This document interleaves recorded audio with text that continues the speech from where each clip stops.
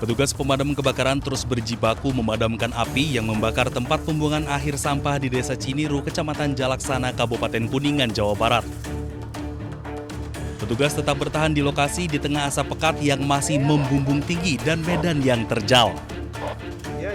Bukan hal yang mudah bagi petugas untuk berjibaku berhari-hari di luas area kebakaran yang kini sudah tersebar lebih dari 90%. Sejumlah petugas mengalami sesak nafas hingga harus memakai oksigen.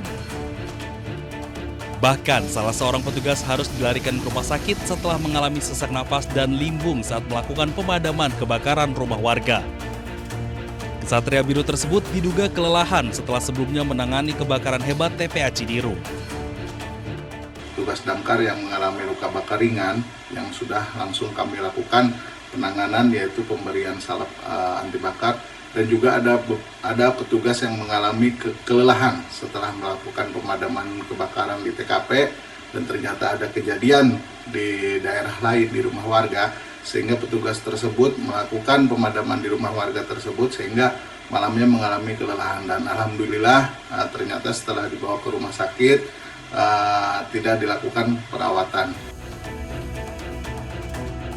Kebakaran yang melanda TPA Ciniru, Kabupaten Kuningan, Jawa Barat mencapai lebih dari 90% kawasan. Sejumlah titik api pun masih bermunculan. Proses pemadaman terkendala tiupan angin kencang disertai didominasi material sampah yang mudah terbakar. Dari Kuningan, Jawa Barat, Mahardika, iNews melaporkan.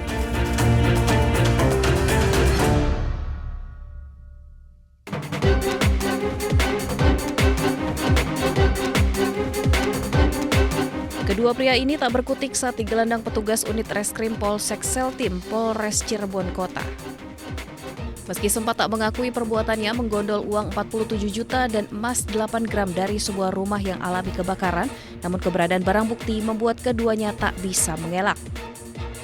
Di hadapan petugas, kedua tersangka mengakui perbuatannya menggondol harta benda warga kampung Penggung Utara saat rumah korban terbakar 12 Agustus lalu. Kedua tersangka yang awalnya membantu bersama warga lain justru menilap barang korban dengan memanfaatkan situasi. Memanfaatkan situasi, mengambil barang berharga milik korban yang tersimpan dalam lemari. Jadi para pelaku berjumlah 2 orang mengangkut lemari, di mana lemari tersebut mereka melihat ada 2 bungkus warna coklat. Selain menyita uang dan perhiasan, petugas juga mengamankan sepeda motor yang digunakan saat beraksi. Untuk mempertanggungjawabkan perbuatannya, maling tak kenal musibah ini diancam 7 tahun penjara.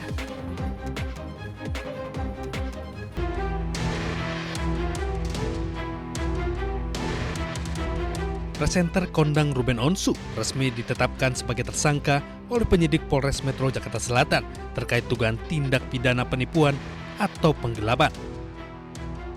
Penyidik kepolisian menemukan bukti yang cukup untuk menaikkan status terlapor jadi tersangka.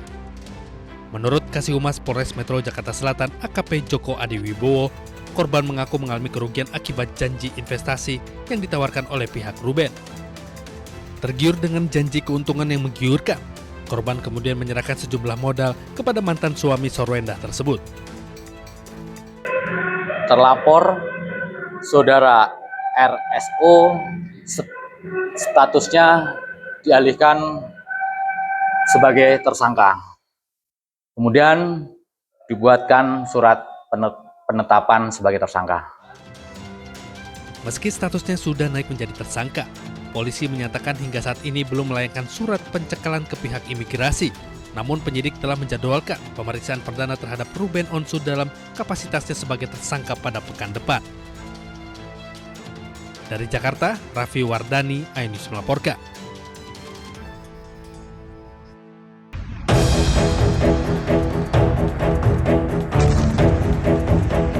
Perang Timur Tengah semakin meluas ketika negara yang terlibat Amerika Serikat, Israel, dan Iran saling menggalang kekuatan. Iran merangkul sejumlah negara tetangga. Oman menjadi salah satu negara yang mendukung Iran menguasai Selat Hormuz. Kini Iran mendekati Irak. Iran mengajak Irak untuk bersama-sama menghancurkan pangkalan militer Amerika Serikat di Timur Tengah. Presiden Amerika Serikat Donald Trump pun murka.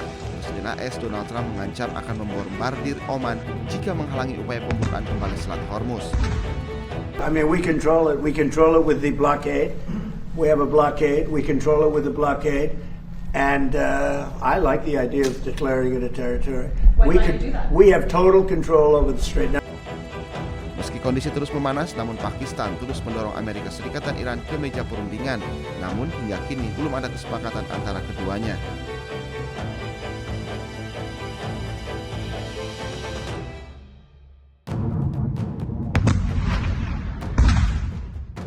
Iran mulai pertimbangkan serangan terhadap fasilitas militer Amerika Serikat di Eropa. Nantinya, serangan akan difokuskan pada fasilitas militer AS di Eropa bagian selatan dan tenggara. Tindakan ini akan diambil bila AS terus menyerang Iran. Salah satu yang menjadi target adalah Bulgaria, yang telah menyetujui penggunaan pangkalan udara Besmer untuk pesawat pengisian bahan bakar AS. Bulgaria pun telah bersiap menghadapi serangan Iran.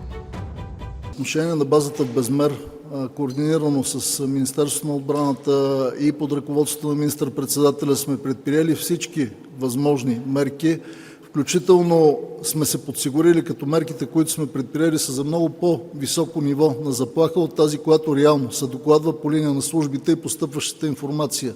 Следим постоянно ситуацията и процесите и ще продължаваме да прилагаме мерки, които са изпреварващи и са в много по-голяма степен така интензивни спрямо нивото на информацията за заплаха към момента. Tak hanya itu, serangan yang menewaskan 3 personel militer AS menjadi bukti kemampuan Teheran menyerang target dalam jarak jauh.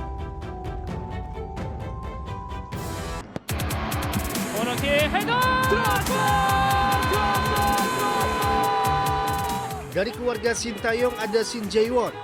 Lahir 16 September 1998, Jae-won berposisi sebagai sayap atau gelandang dan mampu bermain beberapa posisi. Memulai karir profesional bersama FC Seoul, Jae-won sempat membela Ansan Greeners dan Suwon FC sebelum bergabung dengan Seongnam FC pada 2023. Pada Januari 2026, Bucheon FC resmi merekrut Jae-won. Media Korea setempat menyebutnya sebagai pemain multifungsi di sektor lini serang, serta masuk base 11 K-League 2 pada 2025.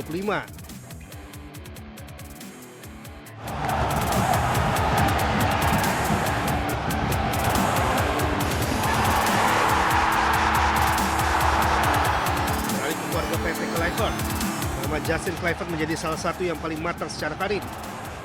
Produk Akademi Ajax ini pernah membela AS Roma serta menjalin masa peminjaman bersama Leipzig, Nice, dan Valencia. Dan kini Justin tengah berkemelut di Premier League bersama Bournemouth. Selain kebinang bersama klub, Justin juga mendapat kesempatan membela Belanda di Piala Dunia 2026.